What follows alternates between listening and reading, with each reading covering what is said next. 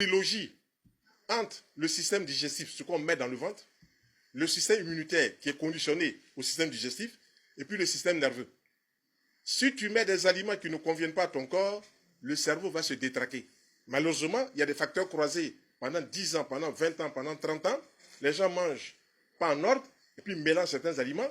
Vous avez par exemple, moi je suis resté dans une famille française pendant 6 ans. Mon père connaissait des Européens qui étaient ici des gouverneurs. Quand ils sont partis, j'ai été faire mes études là-bas, seconde, première, terminale. Puis après le bac, j'ai commencé à étudier ces choses-là. Mais quand on regarde à table, c'est des mélanges pas possibles. La viande est une protéine animale. Elle se digère différemment du poisson qui est aussi une protéine animale. La biochimie digestive. Mais ça là, si tu n'as pas compris ça, tu vas te fatiguer sur la terre.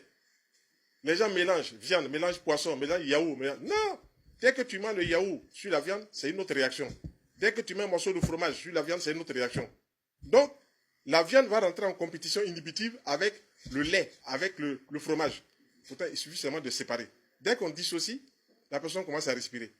Si on rentre dans notre démarche que je pratique depuis 43 ans, à savoir une alimentation saine, on ne prend plus café au lait. Si vous voulez, prenez café ou lait. Une alimentation saine, on ne mélange plus cacao avec du lait. Une alimentation saine, on ne mélange pas thé avec du lait. Dès que vous mettez le thé en présence du lait, ça fermente.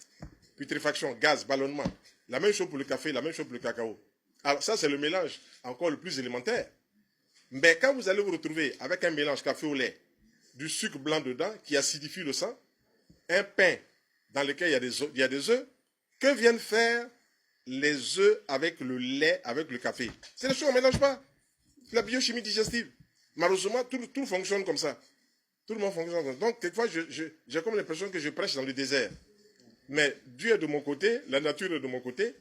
Les gens qui n'ont pas eu de résultats dans les hôpitaux viennent ici se faire soigner. Et c'est tout ça aussi la santé. Alors, nous apportons donc notre contribution. Par exemple, quand on mange la viande est neutre, mais quand on mange la viande devient acide. Donc la viande devient acidifiante. Alors, si vous amusez tous les jours à manger de la viande, vous apportez beaucoup de phosphoprotéines, c'est-à-dire le phosphore en excès. Et quand le phosphore en excès s'installe, le cerveau commence à déglinguer. C'est pour ça que vous voyez les gens, il y en a aujourd'hui, c'est à 30 ans, à 40 ans, à 50 ans, commencent à avoir des problèmes sérieux au niveau du cerveau. Mais quand quelqu'un vous dit j'ai mal à la tête, ce n'est pas la tête qu'il faut soigner, il faut soigner le tube digestif. Ce qui rentre là, c'est ce qui conditionne la tête.